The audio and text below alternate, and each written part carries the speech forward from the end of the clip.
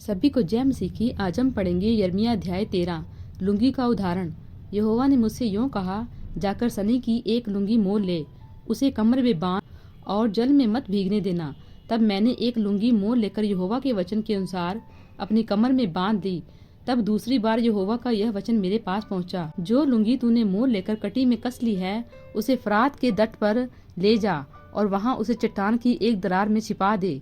यहोवा की इस आज्ञा के अनुसार मैंने उसको फरात के तट पर ले जाकर छिपा दिया। बहुत दिनों के बाद यहोवा ने मुझसे कहा, उठ, फिर फरात के पास जा और जिस लुंगी को मैंने तुझे वहां छिपाने की आज्ञा दी थी, उसे वहां से ले ले। तब मैं फरात के पास गया और खोद कर जिस स्थान में से मैंने लुंगी को छिपाया था, वहां से उसको निकाल लिया, और देखो, लुंगी बिगड़ गई थी, वह किसी काम की न रही।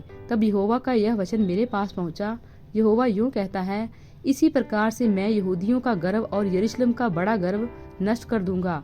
इस दुष्ट जाति के लोग जो मेरे वचन सुनने से इनकार करते हैं, जो अपने मन के हठ पर चलते, दूसरे देवताओं के पीछे चलकर उनकी उपासना करते और उनको दंडवत करते हैं, वे इस लुंगी के समान हो जाएंगे जो किसी काम की नहीं रही।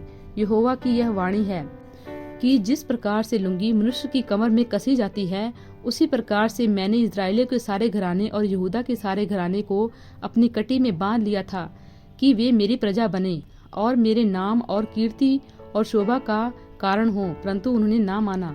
दाख मधु से भरे कुप्पों का उदाहरण। इसलिए तू उनसे यह वचन कह, इज़राइल का परमेश्वर यहोवा यूं कहता है, दाख मधु के सब कुप्पे दाख मधु से भर दिए जाएंगे। तब वे तुझसे कहेंगे, क्या हम नहीं जानते कि दाख मधु के सब कुप्पे दाख मधु से भर दिए जाएंगे? तब तो उनको कहना, यहोवा यूं कहता है, देखो, मैं इस देश के सब रहने वालों को, विशेष करके दाऊद वंश की गद्दी पर विराजमान राजा और याचक और भविष्यवक्ता आदि यरूशलेम के सब निवासियों को अपनी कोप रूपी मदिरा पिलाकर अचेत कर दूंगा। तब मैं उन्हें एक दूसरे से टकरा दूंगा, अर्थात बाप को बेटे से और बेटे को बाप से। यहोवा की यह वाणी है, मैं उन पर कोमलता नहीं दिखाऊंगा, न तरस खाऊंगा और न दया करके उनको नष्ट होने से बचाऊंगा। घमंड के विरुद्ध चेतावनी। देखो और कान लगाओ, गर्व मत करो, क्योंकि यहोवा ने यूं कहा है, अपने परमेश्वर यहोवा की बड़ाई करो, इससे पहले कि वह अंधकार लाए और तुम्हारे पांव अंधेरे पहाड़ों पर ठोकर खाएं। और जब तुम प्रकाश का आसरा देखो, तब वह उसको मृत्यु की छाया में बदल दे और उसे घोर अंधकार बना दे।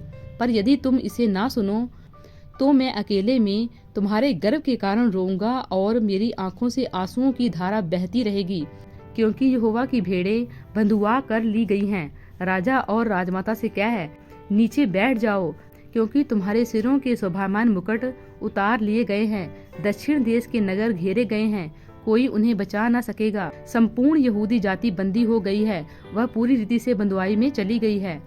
अपनी आंखें उठाकर उनको देख जो उत्तर दिशा से आ रहे हैं।